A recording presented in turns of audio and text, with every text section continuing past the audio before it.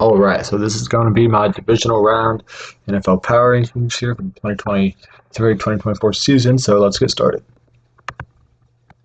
Number 14, we got the Dallas Cowboys. They lost 48 to 32 versus the Packers. It's pretty embarrassing loss. They were down 27 to 0 early in the or late in the second half or the second quarter before they finally ended up scoring the first punch of the game. And they were down as much as 48 to 16 at a point in the third quarter. And they ended up getting two garbage time touchdowns in the fourth quarter to make the score look less embarrassing. This game was basically over from the end of the first quarter when it was already 14 to 0 and Dak Prescott throwing a pick six. They just had zero chance. Essentially, after the entire first quarter was over, everyone was already counting the Cowboys out of this game because they were playing just so poorly. And that's why I'm going to have them all the way down here at number 13 because I think they were the most embarrassing team of the week. Number 13, they were also a pretty embarrassing NFC East team this week. The Philadelphia Eagles losing 32 to 9 versus the Tampa Bay Buccaneers. This game, it was kind of close up until the third quarter or something. You're only down two possessions. You thought you could still get a chance to be able to make something happen in here. But then I believe you were down 16 points, 25 to 9 in the fourth quarter still with the ball. So you certainly had a chance. But then again, no one really expected you guys to be able to do much after the first half was over, and you guys were already down by a few scores and have failed to do much of anything on offense throughout the entire game. So yeah, you were also a very disappointing team this week. At number 12, we got the Cleveland Browns, who went 11-6 during the regular season. Ended up losing 45 to 14 versus the Houston Texans. Now, the only reason, even though this game was the biggest margin of the week, the only reason I do not have them at the very bottom is because they actually played a very competitive first half of football. The first few possessions, they were going out strike for strike with the Houston Texans. They were only down by 10 points at halftime. They got the ball to start the third quarter. So you were thinking right there, the Browns are right in this game, and that game is going to be a very fun game going out. While I was with the Eagles and Cowboys games by halftime, you basically already knew what was going to happen.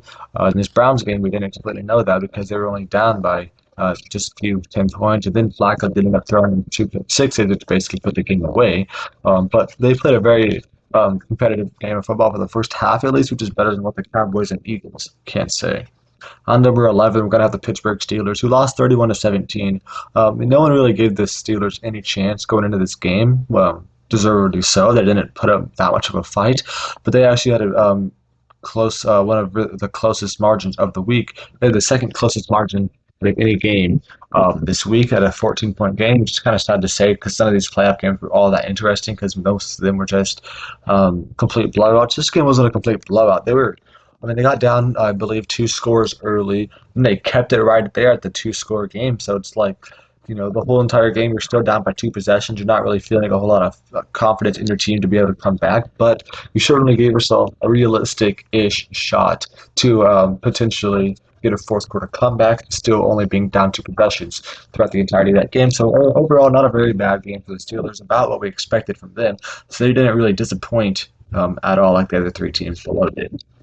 At number 10, we got the Miami Dolphins, lost 26 to 7 versus the Chiefs. They did not come to play on offense or defense for that matter. They didn't play horrible defense, only allowed 26 points, did allow two touchdowns and four field goals. So they held us to field goals a lot, which is good. And then again, their offense did much of nothing. They put up one touchdown all game. And it was a setup by a Tyreek Hill bomb, so that's the only time they could ever score when Tyreek Hill caught a 55-yard touchdown. Other than that, they did next to nothing on offense the entire game. Obviously, the conditions were horrible, but they were horrible for both sides, and the Chiefs found a way to execute, so there's not really an excuse for you not to be able to find a way to execute on offense either, so that's why you're going to be down here at number 10. Number 9, we have the Tampa Bay Buccaneers. I know you guys did win pretty convincingly, but I still think you're only the ninth best team this week. Obviously, only 8 teams move on, and you're number 9, so I do have one team ahead of you that is eliminated from playoffs. You guys have probably already figured out who that's going to be, but I do feel like that is justified. You guys did play a really good game this week. But then again, you also played a team that had a whole bunch of injuries. The Eagles were not a full-strength team, which might make this margin look bigger than what it would have been if they were all playing. I do think you guys definitely played well enough in this game that I think you still would have, assuming you played the exact same and executed everything the exact same you did, then I think you guys still would have beat the Eagles if they were fully healthy. But because of the injury, I'm winning number 9 as opposed to number 8. And number 8, we're going to have the Green Bay Packers, actually, who they also are going to be below a team that is eliminated from the playoffs. They played a really, really good game of football throughout the entire game. They loved the Packers. They let the Packers score a few touchdowns late in the fourth quarter that were all basically meaningless. So those really don't count. They played really, really good. I just really do think they are only the 8th best team remaining. At number 7, we are going to have the Los Angeles Rams, who obviously lost, but I still think they played really good. I still think they're a better team than the Packers and the Bucks. I feel like I do think if the Rams beat the Lions this week or last week, whatever, I think they still would definitely be able to beat the Bucks. I would still be picking them to beat the Bucks this week if they beat the Lions. So because of that, that's why I'm going to have them up here at number 7 as opposed to being down below teams like the Packers and the Bucks. But overall, you only lost by 1 point to the Lions team, who's a really good football team. It was a hard fought game from wire to wire, and this was the only game that was actually close and entertaining throughout the entirety of the game out of this Super Bowl card weekend. So we had a lot of disappointing games because a whole bunch of blowouts. This was the only one score game, the only game decided by less than 14 points. So definitely gives you guys some props for that. And Matthew Stafford played a really good game as well. Number 6, you have the Detroit Lions, who obviously just won 24-23 versus the Los Angeles Rams. So Jared Goff revenge game, the whole Lions revenge game, really. Revenge on Matthew Stafford. So you guys definitely played really good and you got the win. I'm proud of you guys there, but you're not one of the best teams remaining in football, I think. But you're definitely, number 6 is pretty good overall. But considering there's only 8 teams left and you're here at number 6, that does mean I have 3 NFC teams in the bottom at the bottom of my ranking, so that's definitely worth noting there. But I do feel like the AFC's remaining teams are definitely stronger than the NFC's remaining teams. Number 5, we're going to have the Houston Texans, the bottom of the AFC right now. They did have a very impressive win, 45-14 versus the Cleveland Browns. But again, how much of that was really, really good game from them or just really bad play from Joe Flacco? Because they didn't force those turnovers on Joe Flacco. Those were just complete lapses from him, and he just threw some really bad balls. You just guys happened to be in the right position. I'm not taking away any credit from your defense, but you didn't he wasn't massively pressured or anything. He didn't make an insane break on the balls to get the interception. It was mostly just he just threw really bad passes, and then you were just in the right spot at the right time, which is obviously a good play by the defenders, but it's not exactly something I'm expecting you guys to be able to rely on. I'm not going to expect you guys to rely on 2 pick sixes from your defense every week, but because of that, I'm not going to put any much higher because, I don't believe in you seeing as much as the teams above you, and you got, you got a few touchdowns here by courtesy of a really bad quarterback play, and you're not going to be playing any bad quarterbacks left with Mahomes, Josh Allen, and Lamar Jackson left in this season. I don't think any of those guys are going to make those really bad passes that Joe Flacco did on those 2 plays. At number 4, we are going to have the Kansas City Chiefs, who won 26-7. They played really good in that game on offense. They looked better than they have for the majority of the season. Rasheed Rice had his best game of his career so far. That's really good to see from a rookie in his playoff debut to have his best game of his career. I believe Puka probably also had his best game of his career in his rookie playoff debut. He also had really good games in the regular season. He definitely played really good in his playoff debut as well. But Rasheed Rice definitely carried our receiver group. I believe he had 130 yards or something. Kelsey was fine. He had a couple of drops in this game, though, too. The receivers actually looked a lot better in this game, probably because we did not have Sky Moore and Kadarius Toney playing, which is actually probably a good thing for us because those guys tend to drop a lot of passes. But I believe both those guys are questionable for next week. They might not play. They might.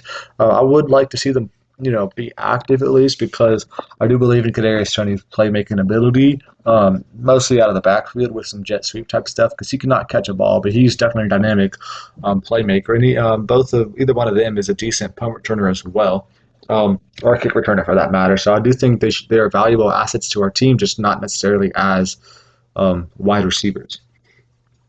At number 3, we got the Buffalo Bills. They won 31-17. Played a really good game for them. But this game basically went how we expected it to. The Bills, played really good and beat the Steelers by considerable margin. It's all that we expected to see from this game, and they brought just that. Josh Allen was really good with 4 total touchdowns, had 3 passing, 1 rushing, and they did all of this without Gabe Davis. And Gabe Davis is, I believe, supposed to return this week. He's questionable. They also got a bunch of other guys that are questionable. Roswell Douglas is questionable. A bunch of other defensive pieces are questionable for this week. So definitely you're going to like to see those guys back and still.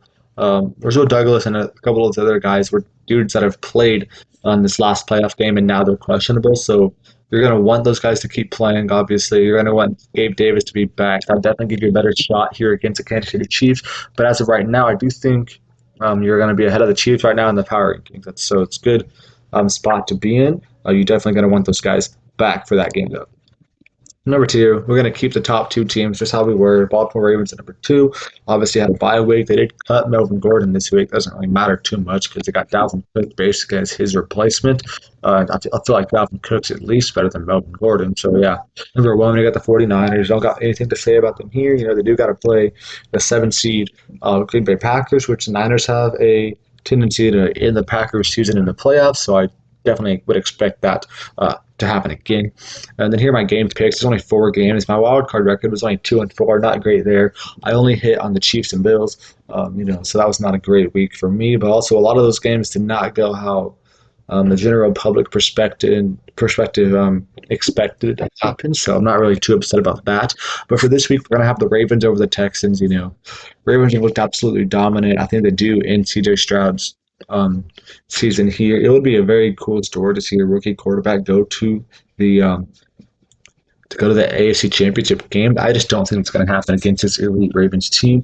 But the Niners over the Packers, again, it would be a very good story to see a first-year starter in Jordan Love go to the AFC Championship game. We haven't seen a first-year starter, I believe, go to an NFC or AFC Championship game since Patrick Mahomes. He had that one start in his rookie year, but in his first full season starting, he did go to the AFC Championship game. I believe we have not seen that since then. So definitely would be cool to see either CJ Stroud or Jordan Love go to the championship games in their conference, but I just don't expect that to happen against the elite teams like the Ravens and Niners. The Lions over the Bucks, that should be a fun game.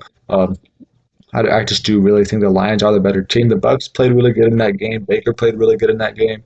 I do think this should be a close, fun game. Might be the closest game of the week. I mean, most of these games should be definitely closer than the last week's game. But, I would not expect the Niners Packers to be a 1-score game. That's probably going to be at least a 2-score game. Ravens Texans could be a 1-score game. I'll probably expect that to be like a 10-plus point game. Be like a close 2-score game, not a 14-point game, but probably like a 10-point game for the Ravens and Texans. The Lions Bucks should be a 1-score game. Should be a very fun, competitive game all around. And same for the Chiefs and Bills. I'm going to pick the Chiefs over the Bills right now.